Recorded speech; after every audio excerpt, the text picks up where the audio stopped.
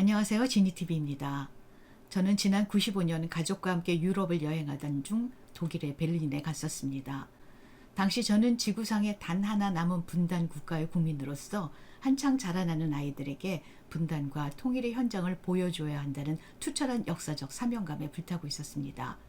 이 역사적 소명을 실천하기 위해 가족을 데리고 제일 먼저 찾은 곳이 브란덴부르크 문이었습니다. 지금은 브란덴부르크 문이 독일 통일의 상징이 되었지만 냉전 시대에는 이 문이 분단의 상징이었습니다. 제2차 세계대전에서 패망한 후 독일은 네 지역으로 나뉘었는데 독일의 서부 지역은 미국, 프랑스, 영국의 자유진영에게, 독일 동부는 공산진영인 소련에게 돌아갔습니다. 독일이 동서로 분단된 것이죠. 그런데 베를린은 소련이 관장하는 동부 지역에 속한 도시였습니다.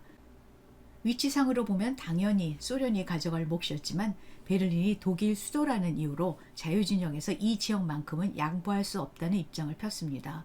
그래서 수도 베를린을 동서로 나뉘어 양 진영이 각각 관장하게 되었습니다. 동베를린과 서베를린 주민들은 처음에는 서로 자유롭게 왕래를 하며 살았습니다. 하지만 동베를린에서 서베를린으로 이주하는 사람들이 점점 많아지자 비상이 걸렸지요.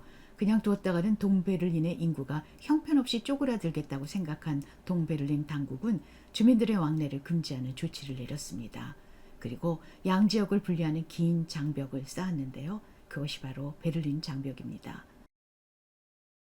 졸지 이상가족이 된 베를린 주민들은 장벽을 사이에 두고 손짓으로 서로의 안부를 전하는 처지가 되었습니다. 사랑하는 가족을 지척에 두고도 만나지 못하는 고통이 오랫동안 이어졌죠. 그러는 사이에 장벽을 넘어 서베를린으로의 탈출을 시도하는 사람도 많아졌습니다. 그 중에는 성공하는 사람도 있고 실패해서 죽음을 맞는 사람도 있었죠. 당시 동서베를린의 경계에 지어진 아파트가 있었는데 이 아파트에 사는 동베를린 주민들은 서쪽으로 난 창문으로 뛰어내려 서베를린으로 탈출했습니다. 창문 밑에 있는 서베를린 소방관들이 뛰어내리는 사람을 받아서 병원으로 옮기곤 했어요. 77세 할머니가 한쪽 팔을 동베를린 경비원에게 잡힌 채 창문 밑으로 탈출을 시도하는 장면을 보고 있으면 인간에게 자유가 얼마나 소중한 것인지 절감하게 됩니다. 이런 식으로 탈출하는 사람이 많아지자 동독 당국은 장벽을 더 높이 쌓고 서쪽 방향으로 나 있는 아파트의 창문을 모두 가리는 조치를 취했습니다.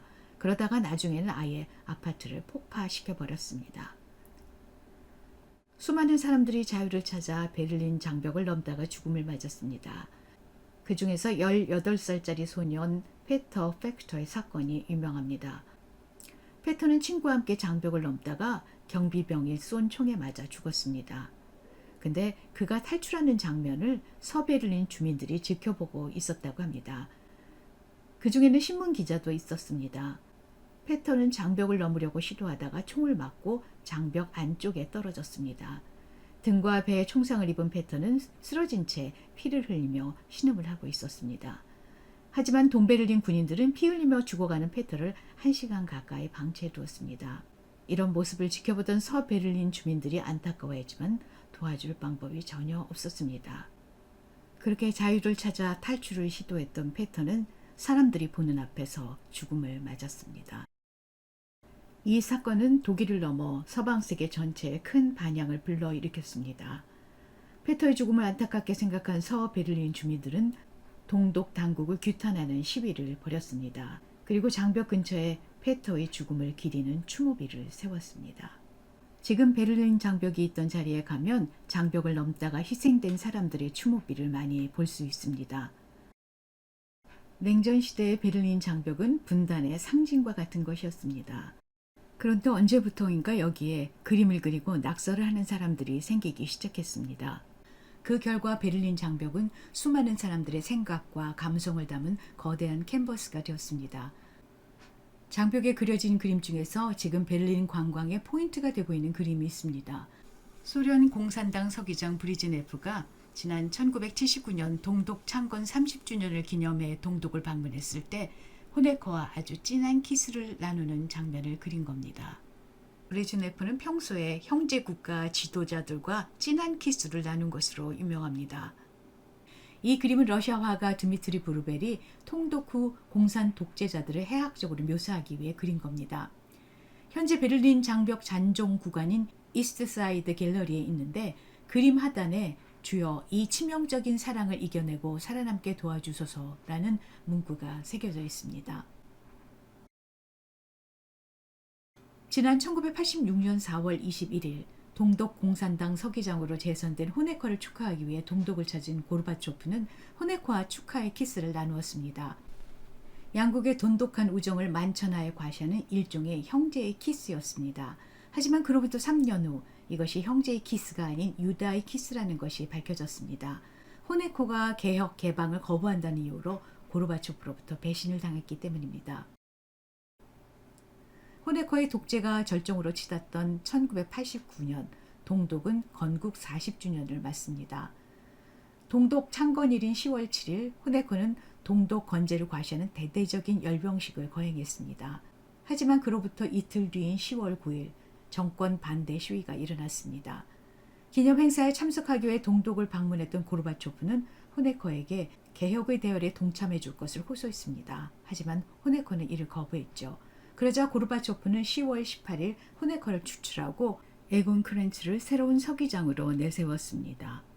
그리고 그로부터 22일 뒤인 11월 9일 베를린 장벽이 무너짐과 동시에 호네커는 도망자 신세가 되고 말았습니다. 베를린 장벽이 더 이상 필요 없다고 생각한 동서독 사람들은 집에 있는 연장을 들고 나왔습니다. 그리고 냉전 시대의 상징이던 장벽을 허물기 시작했습니다. 그날 20세기 최고의 첼리스트인 로스트로포비치는 무너진 베를린 장벽 앞에서 바흐의 무반주 첼로 모음곡을 연주했습니다.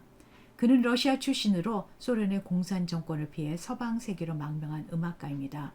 그는 1990년에서야 러시아 시민권을 되찾을 수 있었습니다. 지금은 베를린 장벽 대부분이 철거되었습니다. 하지만 베를린 거리 곳곳이나 박물관, 상점, 갤러리 같은 곳에서 베를린 장벽을 볼 수 있습니다. 독일 통일 직후 서독은 동독의 재건을 위해 천문학적인 액수의 돈을 쏟아부었습니다.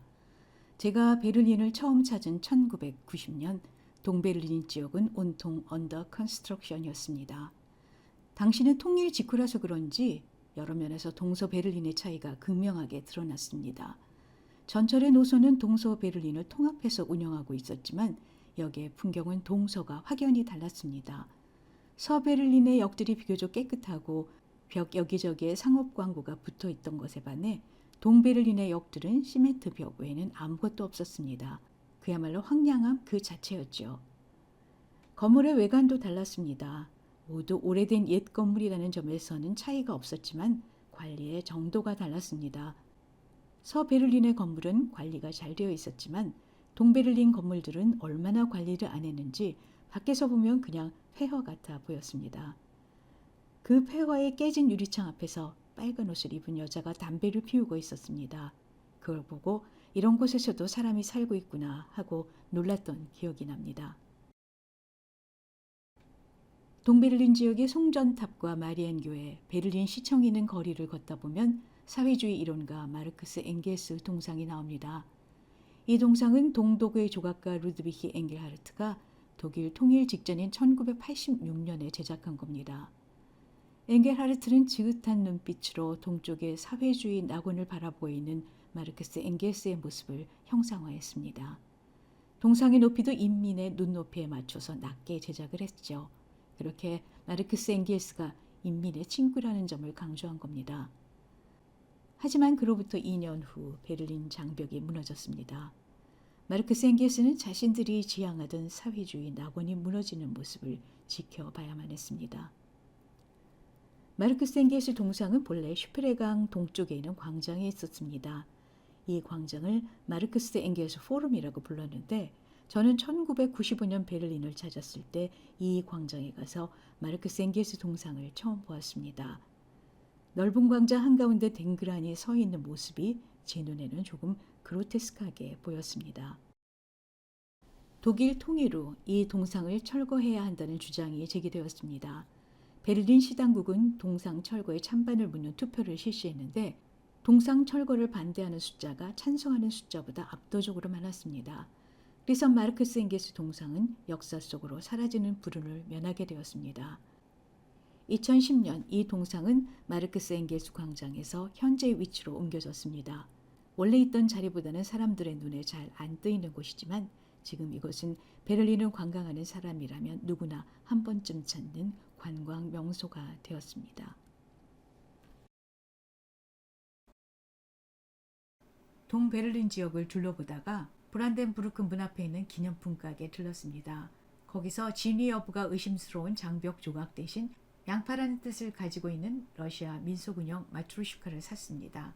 이 인형은 말 그대로 커다란 인형 속에 그보다 작은 인형이, 그리고 그 작은 인형 속에 그보다 더 작은 인형이 차례대로 들어있는 겁니다. 우리가 산 마트로슈카는 스탈린에서부터 옐친에 이르기까지 러시아 역대 지도자들의 인형이 차례로 들어있었습니다. 90년에 처음 베를린에 갔을 때만 해도 제일 바깥쪽에 고르바초프가 있었는데 95년에는 옐친이 제일 바깥쪽을 차지하고 있었습니다. 그가 술 주전뱅이라는 소문을 입증이라도 하듯 그 인형은 한 손에 보드카를 들고 있었습니다. 그로부터 20년이 훨씬 흐른 지금은 이 인형의 바깥쪽을 푸틴이 차지하고 있습니다. 요즘은 러시아뿐만 아니라 미국 대통령 인형도 팝니다. 트럼프가 푸틴과 유난히 친하기 때문일까요? 상점 진열대에 푸틴과 트럼프의 마트로슈카가 나란히 있는 광경이 인상적이었습니다. 오늘 제가 준비한 내용은 여기까지입니다. 영상이 마음에 드셨다면 구독과 좋아요 부탁드립니다. 감사합니다.